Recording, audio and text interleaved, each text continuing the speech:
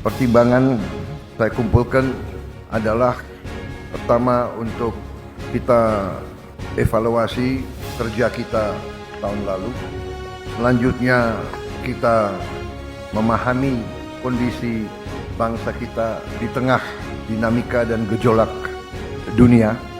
Dan selanjutnya kita melihat ke depan tahun ini langkah-langkah apa yang harus kita laksanakan, sasaran-sasaran apa yang harus kita capai.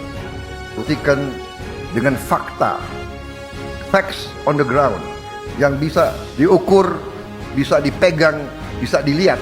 Dengan demikian saya menyampaikan penghargaan kepada saudara-saudara sekalian.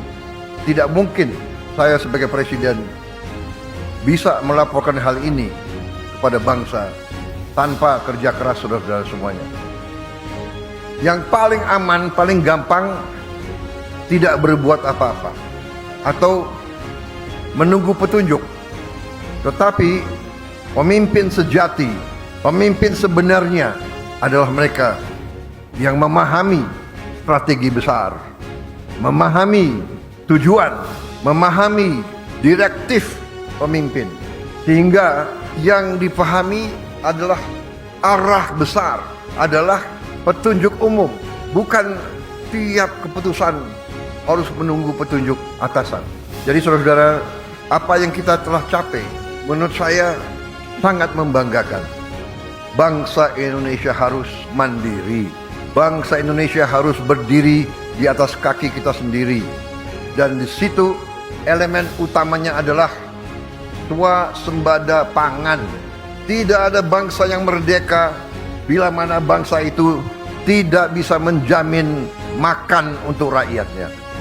Swasembada pangan artinya adalah karbohidrat dan protein. Kita harus swasembada protein. Dan juga selain swasembada pangan, dasar selanjutnya adalah swasembada energi.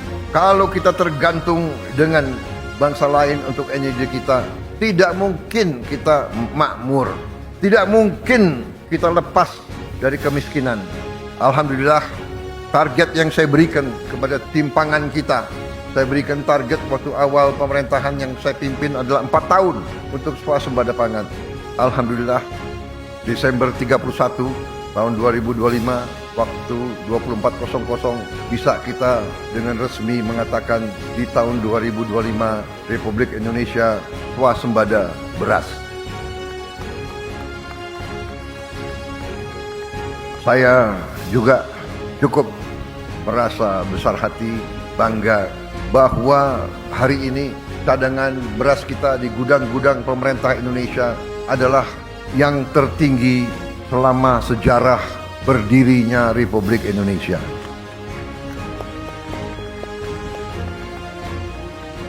Pernah di pemerintahan Presiden Soeharto, kita di puncaknya pernah punya cadangan beras di gudang pemerintah 2 juta ton. Hari ini cadangan beras kita di gudang pemerintah lebih dari 3 juta ton. Tertinggi sepanjang sejarah Republik Indonesia. Puluhan juta anak-anak Indonesia berangkat sekolah tanpa makan pagi. Banyak juga makan mereka hanya nasi dengan daun-daun. Untuk itu kita telah melihat contoh-contoh banyak negara. Dan kita canangkan makan bergizi ini kita mulai pada tanggal 6 Januari 2025. Hari ini adalah 6 Januari 2026 dan kita sudah mencapai hari ini dilaporkan kepada saya 55 juta penerima manfaat. 55 juta anak-anak Indonesia menerima makan setiap hari dan termasuk ibu-ibu hamil. Saya ingat kata-kata pendahulu-pendahulu kita.